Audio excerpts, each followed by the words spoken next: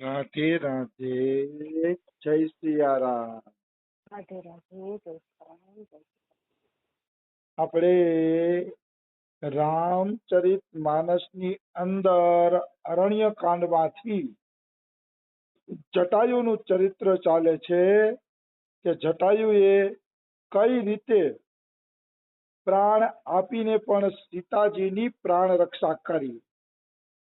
તો એ જટાયુ ચરિત્ર આજે આપણે કોઈ પણ રીતે પૂરું કરવાનો પ્રયાસ કરશી, કારણ કે આજે રાત્રિનો આ છેલ્લો સત્સંગ છે. પછી મહિના દિવસ સુધી વિશ્રામ લેશે રામકથા, એટલે આજે આપણે છેલ્લું છે એટલે જટાયુ ચરિત્ર પૂરું કરશું. જટાયુ રસ્તા વચ્ચે પડ્યા છે, જટાયુની પાંખો કપાયેલી છે અને રામને અતિશય કરુણા આવી ગઈ છે કે મારા જટાયુની આ દશા એમ, જટાયુની આવી દશા એમ, અને અતિશય કરુણા આવી એટલે ફટ કરતા ગયા એમ જઈ અને જટાયુ છે ને એનું માથું ખોળામાં લઈ લે છે. માથું ખોળામાં લઈ અને રામ એને વાલ કરે છે. ત્યારે જટાયુ એમ કે છે કે રાવણ સીતાજીને લઈને દક્ષિણ દિશામાં ગયા છે કે તો ગમે એમ કરીને તમે એને બચાવી લ્યો કે. આવી રીતે રામજીને બધી વાત કરી. તો રામજી શું કહે છે? રામજી કહે છે કે તમારે પ્રાણ રાખવા હોય તો રાખો એ કે હું તમને પ્રાણનું દાન આપું છું, તમારા પ્રાણ કોઈ લઈ નહીં શકે, તમે પ્રાણ રાખો. તો આ જટાયુ એમ કે છે જાકર નામ મરત મુખ આવા અધમઉ મુકુત હોય શ્રુતિ ગાવા.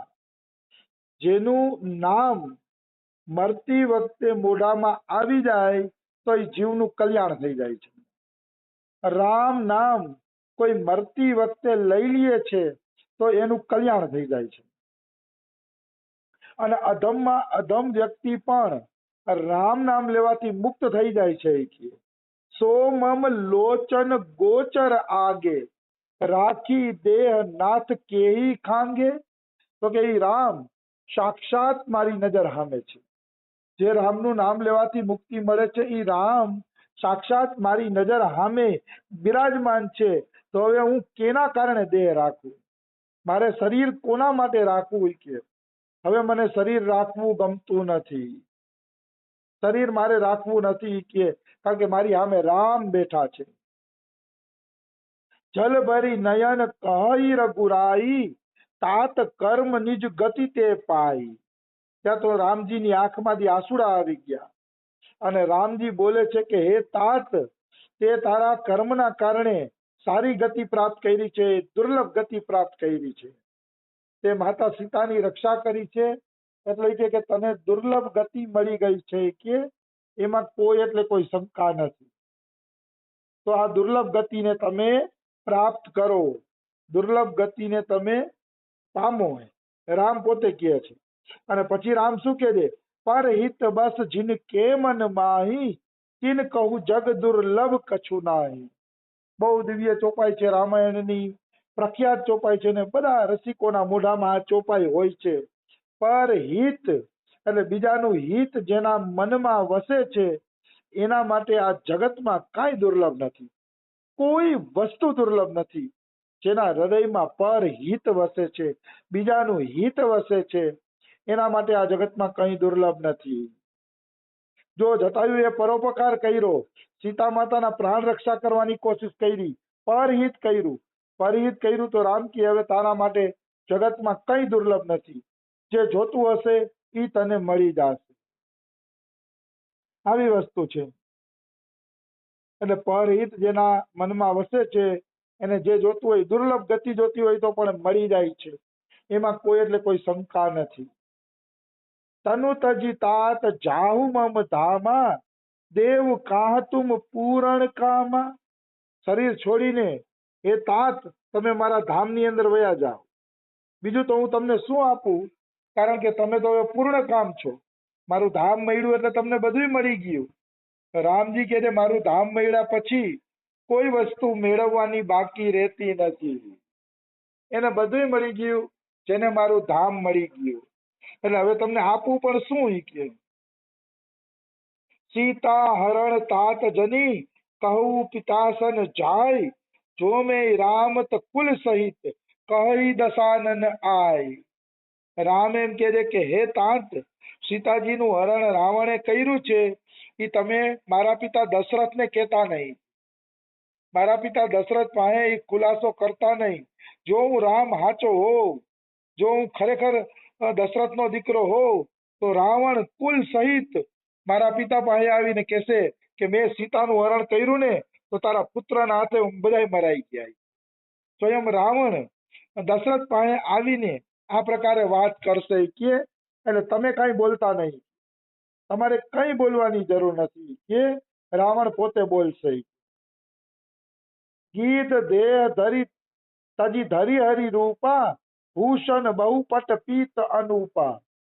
ગીત જટાયુએ સરસ મજાની સુંદર દેહ ધારણ કરી લીધી છે।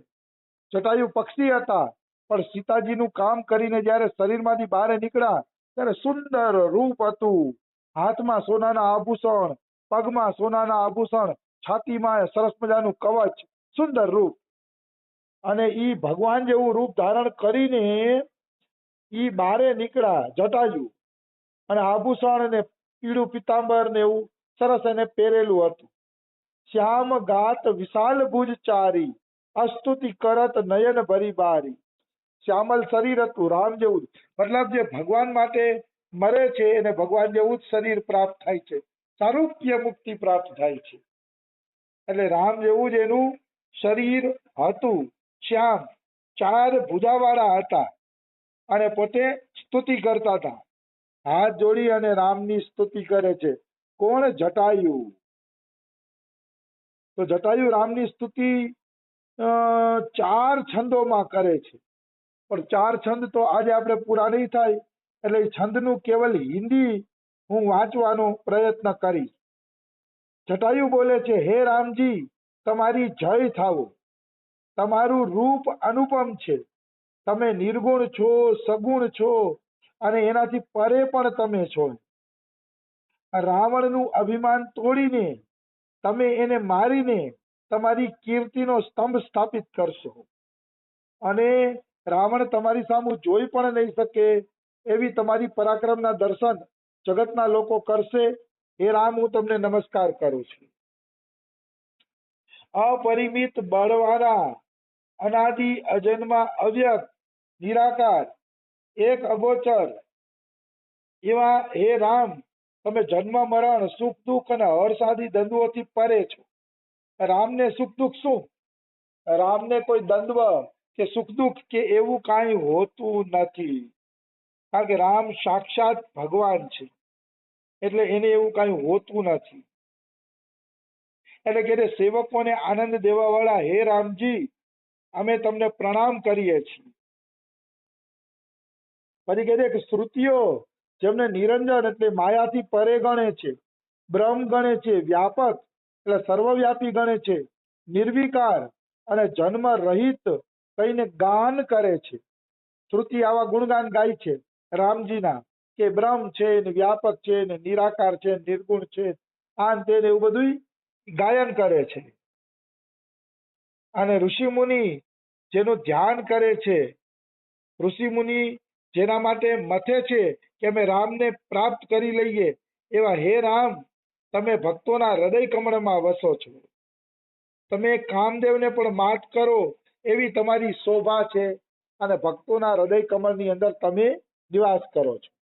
પછી જે અગમ પણ છે ને સુગમ પણ છે, નિર્મળ સ્વભાવ છે, વિષમ પણ છે ને સમ પણ છે, સદા શાંત રહે છે, આ બધા ગુણ રામજીના છે। રામજી ત્રણેય લોકના સ્વામી છે, રમા નિવાસ એટલે લક્ષ્મીજીના નિવાસ છે, આવા શ્રી રામજી ભક્તોના વશમાં રહે છે।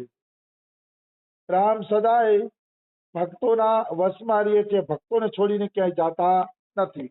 તો આવી જટાયુ નાની મોટી સરસ મજાની સ્તુતિ કરે છે। એ સ્તુતિ પછી આગળ વધીએ।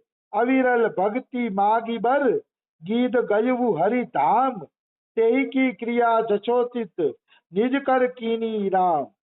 આ રીતે સ્તુતિ કરી અને પછી જટાયુ માંથી નીકળેલો એ દેવી પુરુષ ભગવાનના ધામમાં ગયો. ગીધ ગયવું હરિધામ, એટલે જટાયુ ભગવાનના ધામની અંદર વયા ગયા. પછી જટાયુની બધી ક્રિયા પોતાના હાથેથી રામજીએ કરી. રામજી જટાયુની બધી ક્રિયાઓ પોતાના હાથેથી, મતલબ દશરથની પણ જે ક્રિયાઓ નહોતી થઈ એ બધી ક્રિયા જટાયુની રામજીએ પોતાના હાથેથી કરી. આ છે જટાયુનું સૌભાગ્ય. એક પિતા માટે જે ક્રિયાઓ ન થઈ એ બધી જટાયુ માટે ક્રિયા થઈ. આ છે સીતાજી માટે પ્રાણ આપવાનું ફળ, રામની સેવાનું ફળ. એટલે આગળ કહે છે, કોમલ ચિત અતિ દીન દયાલા, કારણ બિનુ રઘુનાથ કૃપાલા. વચ્ચે એક વાત તમને કહી દઉં કે ભગવાન અતિ કોમળ ચિત્ત છે. અહીં લખ્યું છે કોમળ ચિત્ત અતિ દીન દયાળા. તો ભગવાન અતિશય કોમળ ચિત્ત છે.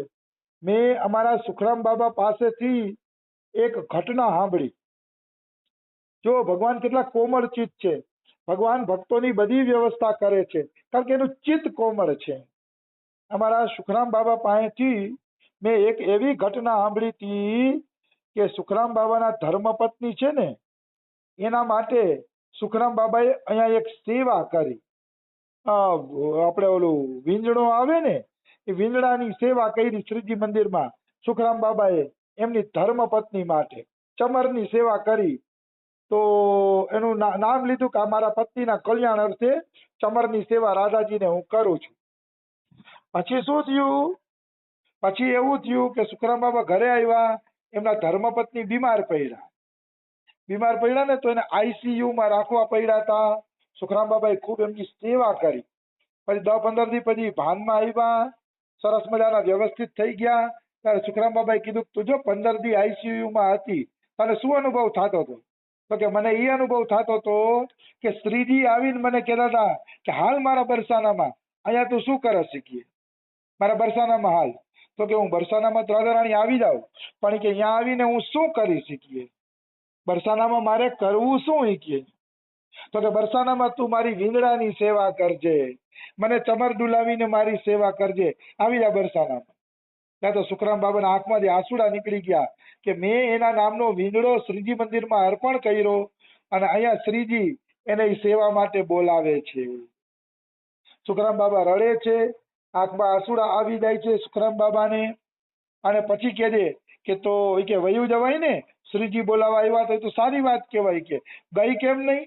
તો કે મેં શ્રીજીને કીધું કે મારે એક દીકરો પરણાવવાનો છે, હજી મેં એક દીકરો નથી પરણાવ્યો, એ પરણે ને પછી શ્રીજી આવી જાય છે. તો જો ભગવાન કેવો દયાળુ છે. તો સુખરામ બાબાના દીકરાની સગાઈ હોસ્પિટલમાં જ થઈ ગઈ. હજી પત્ની હોસ્પિટલમાં જતા, ત્યાં હોસ્પિટલમાં એકબીજાએ છોકરા છોકરીઓએ એકબીજાના ફોટા જોયા અને ફોટો જોઈને આ પાડી દીધી. પ્રત્યક્ષ તો જોયા નહોતા, એકબીજાનો ફોટા જોઈને આ પાડી દીધી. ત્યારે સુખરામ બાબા કહે છે શ્રીજી કેટલા દયાળુ છે. મારી પત્નીએ એમ કીધું કે મારે દીકરાને પરણાવવો છે, પછી જ આવવું છે, તો હોસ્પિટલમાં જ દીકરાની સગાઈ કરાવી દીધી, પરણાવવાની વ્યવસ્થા કરી દીધી. પણ સુખરામ બાબા કહેતા હતા ભાગ્યો જીવ એવો છે કે કેટલી કામના શ્રીજી પૂરી કરે તોય જીવ એની શરણમાં જાતો નથી, એની શરણમાં નથી જાતો. આ જીવ એવો અભાગ્ય છે. આવી વસ્તુ છે. તો આ રીતે હોસ્પિટલમાં જ સુખરામ બાબાના છોકરાની સગાઈ થઈ ગઈ. ફોટો જોઈને સગાઈ થઈ, એકબીજાને જોયા નહોતા અને એ પરણી પણ ગયા અને આજે સુરતમાં રહે છે અને સુખપૂર્વક જીવન જીવે છે. તો કહેવાનો ભાવ શું છે? ભગવાન કરુણામય છે. એ ધારે તો ગમે એ કરી શકે, પળમાં સગાઈઓ કરાવી શકે, પળમાં તમારા કામ કરી શકે, પળમાં નોકરી અપાવી શકે, પળમાં બધું. પણ તમારું ભજન જોઈ, સમર્પણ જોઈ, તમારો વિશ્વાસ જોઈ. વિશ્વાસ હોય તો ભગવાન અવશ્ય આ બધા કામ કરે છે. એમાં કોઈ એટલે કોઈ પણ પ્રકારની શંકા નથી. તો કોમલ ચિત્ત અતિ દીન દયાલા, કારણ બિનુ રઘુનાથ કૃપાલા, ગીધ અધમ ખગ આમિષ ભોગી, ગતિદીની જો જાચત યોગી. આ ગીધ આમિષ એટલે માંસ ખાવા વાળું હતું, તો એને યોગીઓને દુર્લભ ગતિ રામજીએ આપી. અને છેલ્લી ચોપાઈ છે, સુનવું ઉમાતે લોગ અભાગી, હરિતજી હોય વિષય અનુરાગી. એ માણસો અભાગ્યા છે કે જે આવા રામને છોડીને, એ માણસો ખરેખર અભાગ્યા છે કે કે આવા રામને છોડીને વિષયોમાં અનુરાગ કરે છે, વિષયોની અંદર પ્રેમ કરે છે, એ જીવ ખરેખર અભાગ્યા છે.